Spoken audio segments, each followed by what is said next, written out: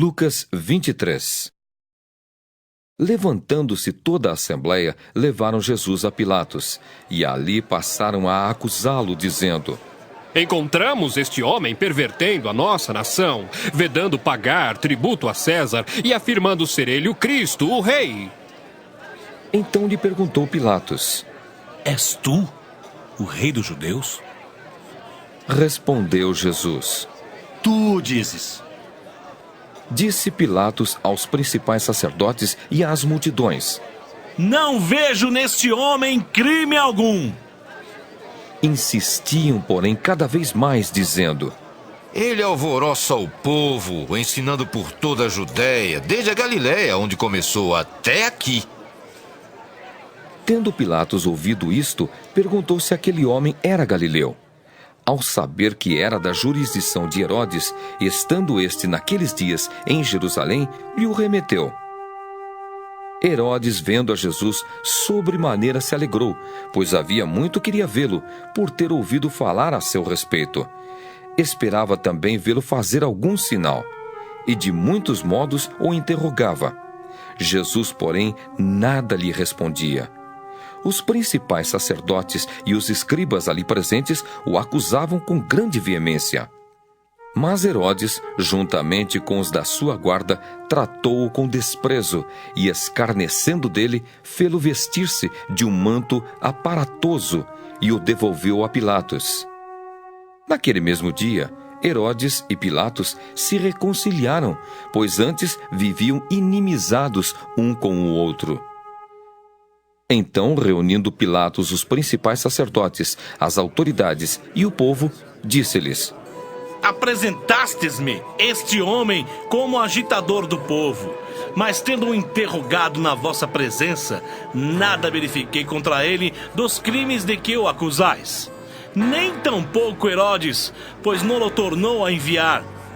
É, pois, claro que nada contra ele se verificou digno de morte. Portanto, após castigá-lo, soltá-lo-ei. E era-lhe forçoso soltar-lhes um detento por ocasião da festa. Toda a multidão, porém, gritava: Fora com este! Solta-nos Barrabás! Barrabás estava no cárcere por causa de uma sedição na cidade e também por homicídio. Desejando Pilatos soltar a Jesus, insistiu ainda. Eles, porém, mais gritavam: Crucifica-o! Crucifica-o! Então, pela terceira vez, lhes perguntou: Que mal fez este? De fato, nada achei contra ele para condená-lo à morte. Portanto, depois de o castigar, soltá-lo-ei. Mas eles instavam com grandes gritos, pedindo que fosse crucificado. E o seu clamor prevaleceu. Então Pilatos decidiu atender-lhes o pedido. Soltou aquele que estava encarcerado por causa da sedição e do homicídio, a quem eles pediam. E quanto a Jesus, entregou-o à vontade deles. E como o conduzissem, constrangendo um sirineu chamado Simão, que vinha do campo, puseram-lhe a cruz sobre os ombros, para que a levasse após Jesus. Seguia-o numerosa multidão de povo e também mulheres que batiam no peito e o lamentavam. Porém Jesus, voltando-se para elas, disse: Filhas de Jerusalém, não choreis por mim. Chorai antes por vós mesmas e por vossos filhos. Porque dias virão em que se dirá: bem-aventuradas as estéreis, que não geraram e nem amamentaram.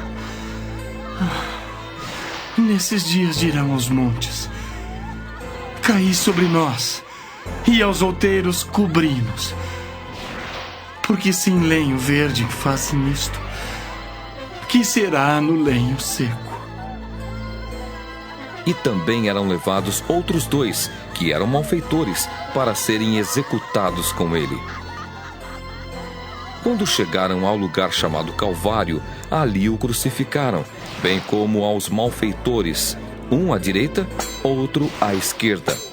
Contudo, Jesus dizia: Pai, perdoa-lhes, porque não sabem o que fazem. Então, repartindo as vestes dele, lançaram sortes. O povo estava ali e a tudo observava. Também as autoridades zombavam e diziam: Salvou os outros? A si mesmo se salve, se é de fato o Cristo de Deus, o escolhido. Igualmente os soldados o escarneciam e, aproximando-se, trouxeram-lhe vinagre, dizendo: Se tu és o rei dos judeus, salva-te a ti mesmo! Também sobre ele estava esta epígrafe, em letras gregas, romanas e hebraicas: Este é o rei dos judeus. Um dos malfeitores crucificados blasfemava contra ele, dizendo: Não és tu, ó Cristo! Salva-te a ti mesmo e a nós também! Respondendo-lhe, porém, o outro repreendeu-o, dizendo: Nem ao menos temes a Deus, estando sob igual sentença. Nós, na verdade, com justiça, porque recebemos o castigo que os nossos atos merecem. Mas este nenhum mal fez. E acrescentou: Jesus, lembra-te de mim quando vieres no teu reino. Jesus lhe respondeu: Em verdade te digo que hoje estarás comigo no paraíso. Já era quase a hora sexta, e escurecendo-se o sol, houve trevas sobre toda a terra até a hora nona. E rasgou-se pelo meio o véu do santuário. Então Jesus clamou em alta voz: Pai, nas tuas mãos entrego o meu espírito. E dito isto, expirou. Vendo o centurião o que tinha acontecido, deu glória a Deus, dizendo: Verdadeiramente, este homem era justo. E todas as multidões reunidas para este espetáculo, vendo o que havia acontecido, retiraram-se a lamentar, batendo nos peitos. Entretanto, todos os conhecidos de Jesus e as mulheres que o tinham seguido desde a Galileia permaneceram a contemplar de longe estas coisas. E eis que certo homem, chamado José, membro do Sinédrio, homem bom e justo, que não tinha concordado com o desígnio e ação dos outros, natural de Arimateia, cidade dos judeus, e que esperava o reino de Deus. Tendo procurado a Pilatos, pediu-lhe o corpo de Jesus, e tirando-o do madeiro, envolveu-o num lençol de linho e o depositou num túmulo aberto em rocha, onde ainda ninguém havia sido sepultado. Era o dia da preparação e começava o sábado. As mulheres que tinham vindo da Galiléia com Jesus, seguindo, viram o túmulo e como o corpo fora ali depositado. Então se retiraram para preparar aromas e bálsamos. E no sábado descansaram, segundo o mandamento.